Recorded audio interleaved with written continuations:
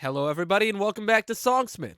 In episode 7, we're going to talk about the one group that every songwriter should be in so that they can grow in their skills as a musician, as well as learn more about what makes songs so engaging and passionate for people to play and listen to. You're not going to want to miss this. So let's dive right into the content of episode 7 of Songsmith. Hello, everyone, and welcome to Songsmith. I'm your host, Keaton Williamson, and my goal is to help equip you to be the best musician you can be. The purpose of this show is to give you the knowledge it takes to be a successful songwriter, producer, and indie artist, while also honoring God in whatever music you create. We all want to be successful in this crowded space, so join me as we explore what it takes to be a songsmith. So the struggle for a lot of musicians is really finding somewhere that they can plug in and connect to play music with other people. Maybe you don't have a lot of friends who enjoy doing music, or you're not able to get to your friends as often because of different schedule problems, and it doesn't line up very well, and you can't practice with them. Or again, you just don't have somebody to play music with. That can sometimes be really isolating as a musician because you want to be able to play with others. You want to be able to do music with other people. That's what makes music so fun. Sure, sitting in your room playing a song by yourself sounds super entertaining, but being with other people is definitely much, much more enjoyable. And I'm just joking. Sitting in your room playing music all by yourself all the time gets pretty boring really fast. It feels like you're a hermit. It's nice for practicing, but if that's all you're doing, it does get pretty lonely pretty quick. So where do you connect that will give you the opportunity to play consistently with people who want to do what you're doing? You could start a band with some people, but then you have the issue of conflicting schedules. The younger you are, the harder it is. If you can't drive, your parents don't want to drive you everywhere. If you can drive, you might still have things you are obligated to be at. So it's really hard to start a band and do stuff, especially if everybody doesn't have the same goals or flexibility as you may have. There is one place that I believe will be the best spot for a Christian musician to get plugged into so that they can play music consistently and also learn from the music they are playing. And that one crucial team to be in is the worship team. Really, every church has a worship team. It's the group of musicians that go on stage typically before the sermon is preached, and they play a couple songs and they lead the congregation in worship. You have your keyboardists, the guitar players, the vocalists, bass player, drums, etc., etc. Depending on the size of your church, you may have more or less to that team. But the reason that this team can be such a benefit to you as a songwriter and just Christian musician is that there is consistency and plenty of time to get plugged in with this team. Normally, you're going to be meeting with them at least twice a week. For our church, it's going to be on Wednesday nights where we have worship practice, and then we have early morning rehearsals before the service at like 8:20, 8:10, something like that. Though some churches may even have worship going on Wednesday nights if you have more programs and more services going on. So that right there, that gives you plenty of consistency, and you know this is when we're going to meet. So if I can just make this time every week, this is when I need to not be doing anything, then you can count on that. And the really great thing is that a lot of worship teams, especially if you're in a smaller church or medium-sized church, are always looking for more people to get plugged in. It's a great way for you to serve in your church and as well as, have fun doing it. Because like we talked about in Edie's episode just 2 episodes back, worship can and should be fun. Now, it's not supposed to be fun about us specifically, but God didn't make worship to be this thing where we're just like oohing, awing, and humming to these things, making it like this super going through the motions type thing. It's meant to be engaging. And a lot of worship songs are really fun to praise to. That's what worship is. It's praise. So it's a fun way for you to get plugged in, help your church, and have a way of consistency in playing music. So if I ended the episode right there, boom, you already have like a bunch of great reasons to join the worship team. But I have way, way more I can list off and am going to be listing off and why you will want these things to be a part of your schedule and routine. So you have consistency. You have a motivation to practice too. When you know that you are supposed to be playing on the worship team on Wednesday night or on Sunday morning, you feel more motivated to do the work and to put in the reps for that, practicing the song, singing, making sure you're getting things right. If you were just like, oh, yeah, I'd like to learn this song, but it's just kind of for your own pleasure or whatever, sure, you might have motivation to learn it. And a lot of people do get like really into that. They're like, oh, I want to learn this song, so this is what I'm going to do. But I also know as creatives, we can sometimes, if we have no specific goal, really start to lose steam or put things on the back burner. For instance, if I said, I want to learn all the parts or some of the parts to this song, and I get super hyped up and I sit down for like an hour trying to do it one day. And then the next day I sit down for 20 minutes. The next day I don't even sit down. The day after that I sit down for 5 minutes. And then I like do it on and off for 5 months and still don't know how to play the song as well as I want to or whatever. That's a little bit exaggerated, but you're kind of getting the idea I'm framing. When there's not a specific reason to learn the song other than I want to, it can be easy to just like let it fade away.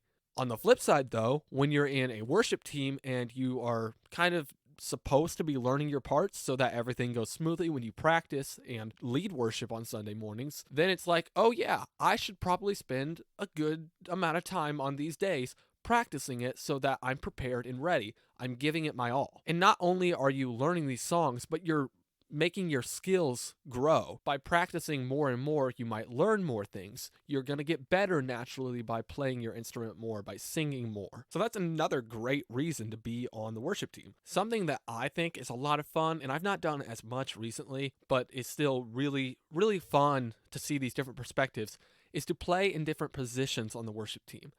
Like I've said several times over, I can sing fine, I can sing decent, I can play guitar, and I can also play the keyboard. So if I can like bounce between those different things, and this week I would like to try and do this, talk to my worship leader, and maybe next time they schedule me, I would like to try and do this. Then you can see from different perspectives in a song how it all fits together. And that's kind of a point of analyzing the different instruments in a song. When you're in the congregation, you might not hear the keys on a guitar heavy song, but when you're the keyboard player, you see how it fits into the set. Maybe it's a simple synth or organ. It's really a filler instrument, but in other songs, it might be a complex lead instrument. So you can see how those different aspects of the different instruments fit together to make the song what it is when you're playing it for worship. Same goes for how if you're a lead vocalist or if you're more of a background vocalist playing guitar, drums, whatever instrument you're on. They all have importance and they all play a different part. So if you know how to play different instruments, you can actually play those and see how it all fits in real time. Like a couple episodes, I was talking about how you can make a playlist of songs to analyze. This is even better because you're actually there seeing it and playing it and understanding how it all works together with your own eyes and like hands if you're playing the instrument. Taking analyzation, if that's even a word, analyzing songs even further, you can analyze the structure of songs and how it all works. Again, like the whole idea of listening to a playlist of songs you've made that you're like, ooh, I want to do something like this. Not all worship songs are the same. That's what makes it beautiful. There's tons of different kinds of worship styles. More slow, there's the upbeat ones. You got things like I Thank God, or you have Oh Come to the Altar, or This Is Amazing Grace. Tons and tons of different kinds of music, or that can all be fit into a couple different categories that make worship dynamic and have different feelings to it. That's what makes a worship set, dynamic and flow from one song to another. They have different songs for different parts. They've got an upbeat song in the beginning normally to kind of wake you up and get you engaged, and then maybe another upbeat song, and then a bit of a slower song. And for us, we have typically two upbeat or an upbeat and then a middle mild song, and then a slower song or a song that ends slow, and then we go into a hymn. But back to the point I'm trying to make. Not only can you analyze the instruments, but you can analyze the structure of how the song is set up. Is it a standard like verse 1, verse 2, pre-chorus, chorus? Is it a verse, chorus, verse, chorus? For instance, a lot of songs have bridges after the second chorus. However, a song that you're probably familiar with, 10,000 Reasons, does not. It actually has 3 verses, and the third verse kind of serves as a bridge. It's very slow and like quiet. It doesn't change speed, but the instruments, like you might be playing at halftime or not as fast as you were beforehand. I'm not saying the right technical words, but I think you understand what I'm saying. You guys are smart. You can figure this out. You've heard the song before. So in the third verse, it's kind of quieter, and then it builds and it goes back into the final chorus. It serves in a similar way to the bridge, but it carries a different tone than if it was a bridge that has an actual different melody. Similarly, some songs might have some outros where it's a maybe reprise of a different part or an entirely new section of a song only written to be played in the outro. You can learn how that all fits together in context of the song and then take those things and be like, ooh, I like the way that made the song feel or the way the song sounded because of that. And I might incorporate that into my music next time. Moreover, you can hear like different rhyming and melody patterns. Maybe it's all this line of similar like up down notes and then has one note that goes way up or way down at the very end of a line. If you're familiar with some bits of poetry, I don't really know a whole lot about poetry, but I did learn this. There's different patterns like A B A B A A B B. And the idea of that is you have rhymes which if it's the same letters, it's the same rhyme. So if it's A B A B, the first and third lines would rhyme at the end and the second and fourth would rhyme at the end, but two different rhymes for each of those. A would have a certain rhyme and B would have a certain rhyme. And same rhyming thing if it's A A B B, except line 1 and line 2 would have the same rhyme, and line 3 and line 4 would have a different rhyme that rhyme with each other, but not with A. I don't know if that was a little confusing. If it was, don't think that hard about it. You'll start to catch on to those things as you're listening to music. So far, the benefits of being on a worship team are the consistency, the ability to practice your instrument more, trying out different positions and seeing how those instruments fit into a song, and being able to analyze song structure and see what different kinds of structure make songs feel certain ways. Would you believe that there's even more benefits to being on the worship team? I bet I just blew your mind right there. So, the next thing I want to talk about of being on a worship team is that it can help you be more confident. I know that as a lot of singers and songwriters, we might be able to sing our hearts out when we're in an empty room where nobody can hear us. But as soon as we feel like we're in front of people or whatever, we kind of lose all that confidence and we're just like, go from, "God, your way is through the sea," to, "God, your way is through the sea." All our confidence is just gone. By being kind of forced or forcing yourself to be in front of people consistently, you'll start to build that confidence. A church congregation is not a small gathering of people most of the time. So you'll have plenty of people you're in front of, and you have to learn to be confident in your voice and in your instrument. That is such a crucial part of music because a lot of people enjoy not just making and creating music, but showing it to others. But if you feel all timid and closed up when you go to show it in front of people, you're not giving them your best. Another thing that I wanted to talk about, and this doesn't apply to every worship team or every person, but it can help you meet more like-minded people. There may be people just like you who wanted to join the worship team to gain more experience, to be able to play music more, to be able to be with people when they're doing music and, share that passion with others. And there might be some of those people who also are trying to write music, just like you. Again, this doesn't apply to everybody, but there are people a lot of times in churches that want to write songs. And if you can get connected with those people, that's a group right there. Those are people right there in your church that you can meet with and maybe be like, hey, sometime you want to work together on a song, you want to, build our skills together.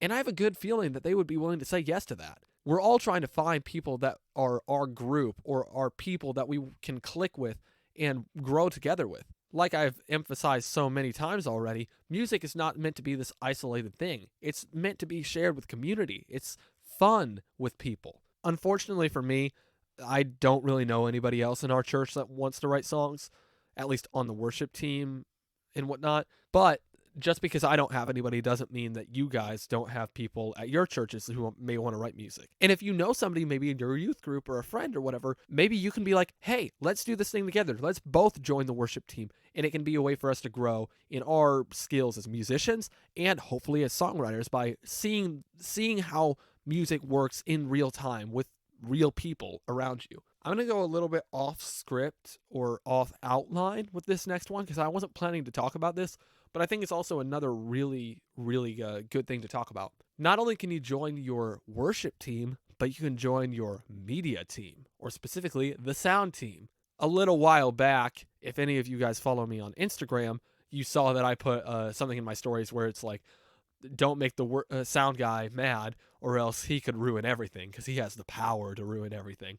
It was just a fun little joke thing that I took 2 pictures while I was doing sound or whatever during morning rehearsals. But I am a sound guy, and it has taught me a lot of interesting things about music and really understanding, again, how all the instruments fit into place. You have to be listening to those different instruments and trying to pick it out and see how they all fit together in each song. You're working on it in real time. As I've said time and time again, I really don't know how to produce music at all. I still have trouble recording things in time and whatnot. So that's something I really want to hammer down in 2024. That's a big goal of mine. But by having that experience of being on the sound team, as I start to record more, I can know, hey, I've noticed these things in worship practice, that this is how instruments fit together, and this is what normally works, and this is where they should be placed so that it all fits together to be a beautiful symphony of instruments and voices.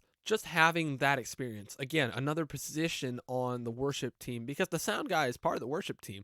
Without the sound guy, a lot of things can go very wrong. So by having that experience and that perspective is a huge thing in music, understanding how the different things work together.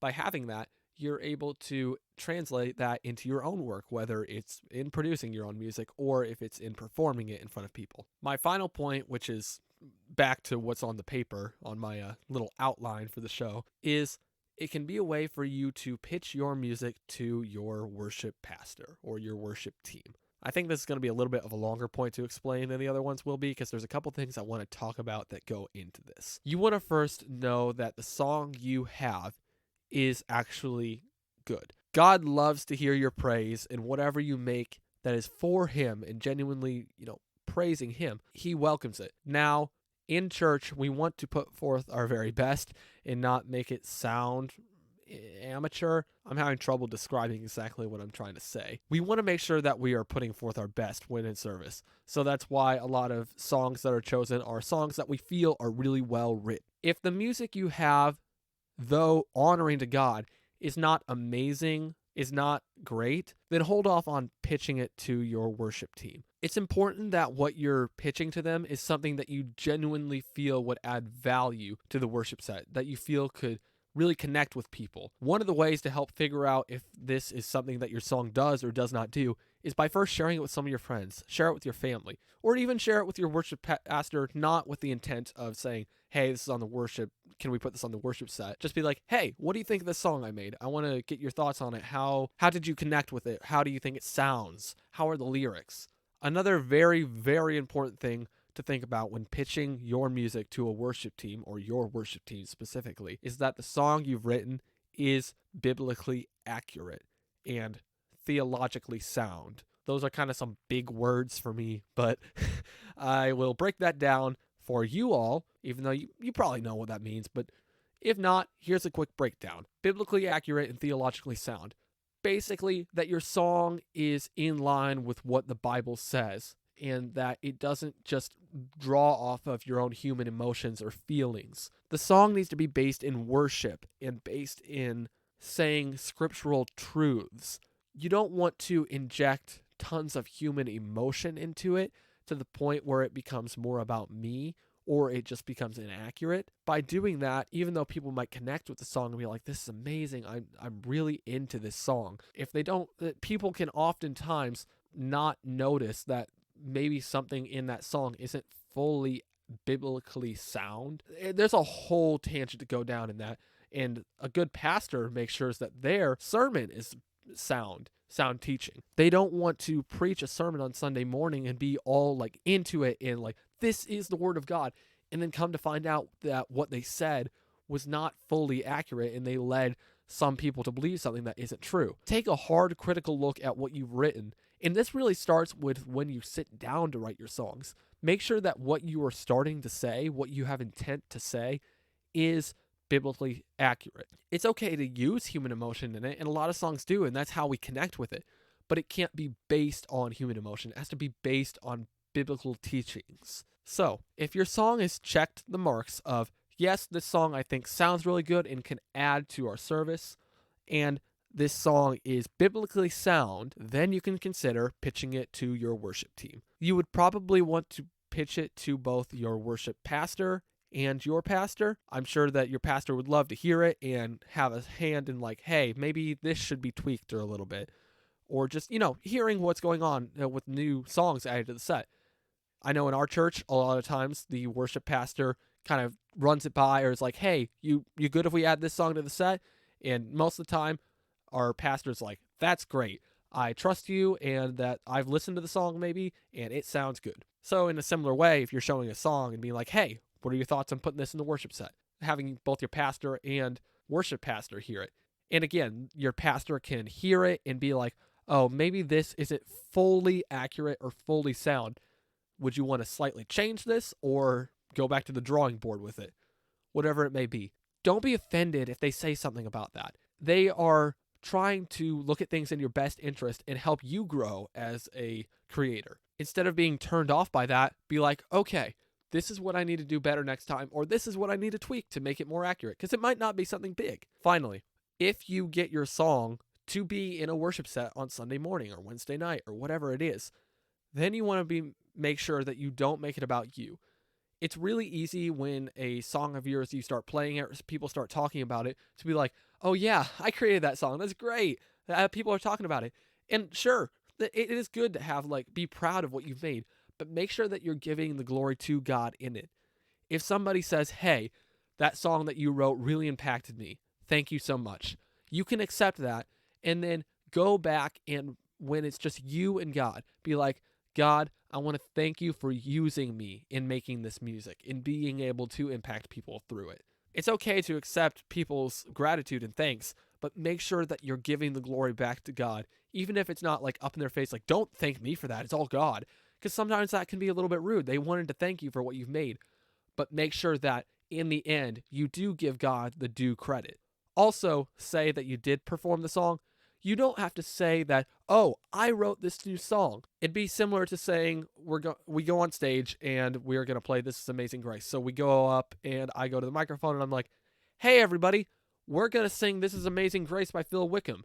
You don't do that. You don't say who wrote it. It's about the song and what the song is trying to say, not the one who created it. You can talk to your friends about it. Just, again, make sure that you're not making it about you. I know that I went down a little bit of a rabbit hole with that, but I thought it was really important to clear that up with that final section of pitching your song to the worship team. One final thing I actually do want to say that I almost forgot about was that even if you don't get connected with your worship team on, like, the Sunday morning worship team, a lot of youth groups either have a small worship team or you have a need for one. Again, that problem with consistency, with meeting up with your friends and practicing, might be a bit of a challenge. But what you could do is be like, hey, Jimmy, John, Jane, and Joe, do you want to start a youth group band? And we can talk to our youth pastor about leading maybe one or two songs before the lesson. I know that a lot of youth pastors are open to that and really looking forward to having something like that. If their teens are stepping up and be like, hey, we saw that there's kind of this void here, and we thought that it'd be really beneficial to the youth group. It's a little less commitment, and you might not be able to meet outside of youth group, but if you can get there a little bit early, practice the songs a little bit with your friends, and then do it before the lesson. For us, we have game time for about an hour, and then the lesson for the next hour. Maybe you show up a couple minutes before that, like 15, 20 minutes, you and your friends, run through the songs. Any questions you have, you go over that. And then during the lesson, you get to play the song before the lesson starts. So go talk to Jimmy, John, Joe, and Jane and get that youth band started. I do think that's pretty much it for what I wanted to cover in this episode. So we will summarize everything we talked about so far. Getting plugged in with your worship team can be one of the best things you do as a songwriter and Christian musician. It gives you a way to have perspective of all the instruments and how they work together. You can analyze how a song works according to structure and see what things you might want to implement in your own songwriting. It's a way to build confidence. Confidence is key if you want to share your music with others, and most musicians do. They don't want it to just be this isolated thing. They want to play it for others. They want to show people what they've created. It gives you consistency. Consistency in your work of playing your instrument, singing, and whatever to gain excellency in those areas of music. You can join the sound team, again, to get more perspective of how everything fits together in a worship set and in a song to make everything sound great. If you have music that you feel confident in, that you think is sounding good, could contribute to the worship set, and is biblically accurate, you can pitch that music to your worship pastor or your worship team and be like, hey, would we be able to try this out one Sunday morning? And if you can't join the main worship team for one reason or another, maybe they have a lot of people and they just can't take on another person, or you don't have the time to be there on Wednesday nights, then you could create or join a youth group band that can play music before the lesson, play worship music before you get started. And overall, it's a great way to meet like-minded people because chances are you can find somebody in your worship team, whether that's a youth group one or your main worship team for Sunday mornings, that are like-minded and want to write songs like you do. You can connect with them, share your work with each other, and maybe even work together on some stuff. And yes, that was kind of out of order. I was just kind of listing them off as I remembered them. Sorry if it's not exactly how I said them earlier. So for this Songsmith challenge, I was initially going to be like, oh, join a worship team, join whatever. And I saw two problems with that. One, I didn't want it to be like, oh, I'm already in a worship team, so I have nothing new to try and do. Plus, it's not a songwriting challenge, which is really what the Songsmith challenge is supposed to be. So here's how I'm going to do it. The first challenge is, if you're not already, get plugged into a worship team, youth group, band, whatever it is, to play music so you can start learning more and becoming consistent in doing music. But I have a more songwriting based and bigger challenge, and that is this. I want you to write a song with the word either carry, carried, or carrying, with the theme being Jesus carrying you or Jesus carrying us. I want to try doing some more of these where it's giving you a theme and then letting you take it away in whatever direction you want. I think it could be really interesting, and it gives you a good starting point for your song, and then being able to take that idea in the direction you want to. Recap of the Songsmith Challenge. If you're not already, get plugged into a youth group praise band or your praise band worship team for Sunday mornings in your church. As well as write a song with the word either carry, carried, or carrying, with the perspective being Jesus carrying you or Jesus carrying us. That's it. That's the end of Songsmith episode 7. I'm not exactly sure what I'm going to call this episode yet. Normally I say what it is. But in today we covered the benefits of being on the worship team. Thank you again for listening to the episodes. It is a huge thing to know that you guys are tuning in and listening to me talk about songwriting. I really do hope that these things are helping you. If you're listening on a streaming platform, this episode is actually a little bit more of an involved video that I was putting together for the first time. I haven't really done something like this before, but I really wanted to try my hand at making these videos more than just visualizers.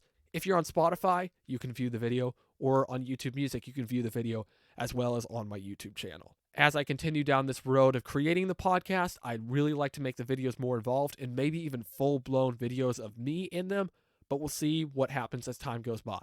For sure, the interviews coming in the future will be actual video. As always, you can connect with me on socials. You can send me voice memos using my link tree on my Spotify for Podcasters page. Those voice messages can just be thoughts about the show or even questions and stuff you want me to cover in future episodes. If you're willing to follow the show on your favorite streaming platform, leave a review on Apple Podcasts, or go to YouTube and subscribe and like and comment. All those things do so much for the show, helping push me out to other people, because I'm always fighting against the ever-bearing algorithm. The more it sees that people are enjoying my content and liking and engaging with it, it pushes it out to more people, mainly on YouTube and Instagram. Streaming platforms don't do that as much, but it does help. I know that Apple Podcasts looks at reviews and ratings, and that helps put me on possible playlists. Anything you're willing to do is a huge help, and I thank you so much for it. With all that out of the way, thank you again for listening to episode 7. I can't wait to connect with you in any of the ways I've already listed. Thanks so much for tuning in, and as always, keep writing.